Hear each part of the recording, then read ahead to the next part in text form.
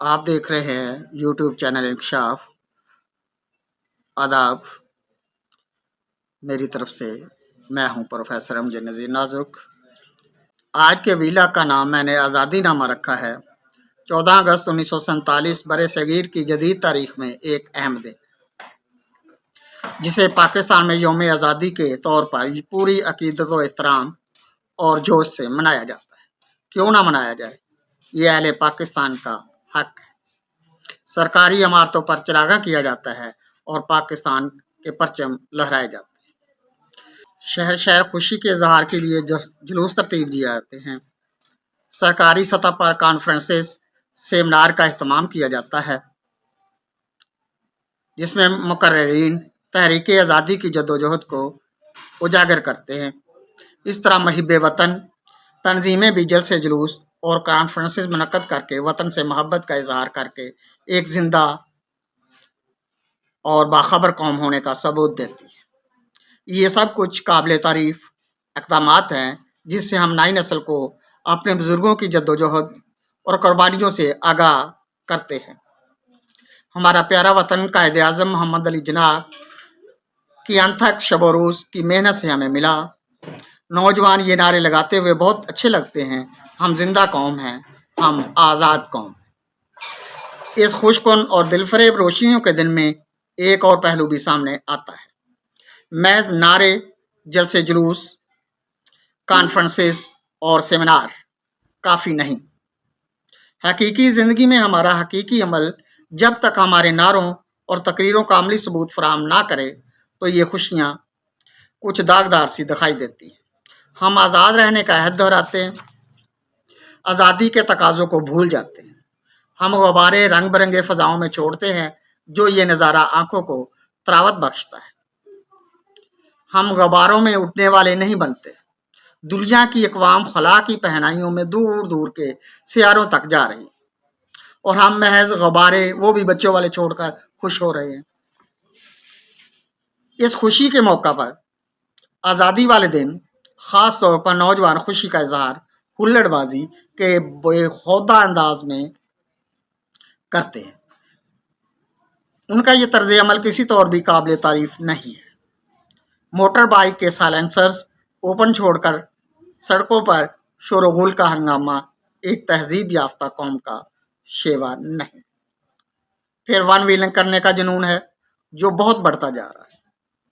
अब तो वो नौउम्र लड़के जिनके पास बाइक रही, वो बाईसाइकिल से वन व्हीलिंग का शौक पूरा करते नजर आते। दोनों सूरतों में हम अपने लिए और दूसरे मासूम बच्चों, खवातीन और लोगों के लिए जो आज़ादी की खुशियों में घर से बाहर निकले हैं, मुश्किलात पैदा कर रहे हैं। किसी हादसा की सूरत में वालिदैन और आपके लिए सदमा की सूरत पैदा हो सकती है। वन व्हीलिंग करने वाले या उसका शिकार होने वाले जिंदगी भर के लिए अपने अज़ा को तकलीफ में डाल सकते हैं। आपकी या किसी की जान भी जा सकती है। इससे बचना बहुत ज़रूरी है। खुशी मनाएं, मगर मुश्किलात, सदमों का पेशखम बनने से वाले माल से बाज रहें। जिंदा अक़वाम जिंदगी के लिए रास्ते साफ करने में पेश पेश होती हैं। जिंदगी बर्बाद करने से उनका तल्लक नहीं होता। आज़ादी के सम्राट अपने सम्राट होते हैं। ये शीरी फल खाकर शीरी दहन और जिम्मेदार नस्ल परवान चढ़ती है। आजकल समाजी राब्ते की अबलागी दुनिया का दौर दौरा है। हर किसी को अपनी बात दूसरों तक पहुंचाने का हक हासिल है। इस हक का सही इस्तेमाल ये है कि सच्ची बात दूसरों तक पहुंचाई जाए। साद अफसोस ऐसा नहीं हो रहा। ऊट पटांग और गैर जिम्मेदाराना और झूठ और अफवाहों पर मबनी और पेशगोई नमावी लाज समाजी राब्ते की आम गर्दश में है। कौमी यकजहती का पैगाम कहीं नहीं। वजह यह है, कोई हदफ ही नहीं, सिवाय इसके कि वायरल कैसे हुआ जाए, या ये कि पब्लिक फिगर बनने का तरीका काबिल इस्ताइश नहीं। सिर्फ एक ही बात है, जिम्मेदाराना समाजी राब्तों को फोकियत दी जाए, दलाइल से बात की जाए, नफरतों को कम किया जाए। इससे एक कौम का तस्वर उभरता है। इकट्ठे होकर बड़े बड़े भूपू बाजे बजाकर कौमें शोर में गुम हो जाया करती है। आज़ादी का मतलब अफवाह, झूठ, शोर शराबा बना दिया गया है। अगर हम तालीम के मामले को लेते हैं, मुल्क भर में तालीमी अदारे आम हो चुके, ये सरमाया कमाने के लिए सरमायादारों के मराकज़ हैं। नई नस्ल एहतराम, रवादारी, सियासी इल्म से कोसों दूर है। यहाँ इल्म नहीं, मरूजी सवालात के अंबार हैं, जिनमें रटे रटाए सिलेबस के रटे रटाए जवाबात और डिग्रियों के अनामात। इन मरूजी सवालात या जवाबात की तरतीब से इल्म के दुरुस्त तशबीह को कायम करने की सलाहियत मफकूद है। इसलिए कि जो पढ़ा जाता है पारा पारा, किरची किरची, वो क्या जाम है जिसके ये टुकड़े हैं। तालब इल्म की बला को भी खबर नहीं होती। ये है तालीम के बारे में आज़ादी का मामला। इसलिए हम इल्म से भी आज़ाद हो गए हैं, मरूजियत के गुलाम बनकर रह गए हैं। जब पाकिस्तान बना तो तमाम लोग एक परचम तले इकट्ठे थे, सब पाकिस्तानी थे। फिर जमहूरियत के नाम पर बंदे गिने जाने लगे। जमहूरियत का जो मतलब अवाम की हुकूमत, अवाम के जरिए, अवाम के लिए समझा जाता है, खत्म हो गया। वोट की कदर खत्म हो गई, बंदों की इज्जत खाक हो गई, वोटों की गिनती अहम ठहरी। ये भी आज़ादी नामा में आज़ादी के नाम पर एक नया इजाफा था। और आजकल तो खूब खूब फल फूल रहा है। कौम पाकिस्तानी कौम होने की बजाय सियासी पार्टियों और बरादरियों में बट गई। वोट का नाम राय या आज़ादाना राय के बिल्कुल उल्ट बरादरी वोट, लसानी वोट, मजहबी वोट, तबकाती वोट, शहरी वोट, अंदरूने और बरूने इलाकों के वोट में बट गया। यानी कौम भी बट गई।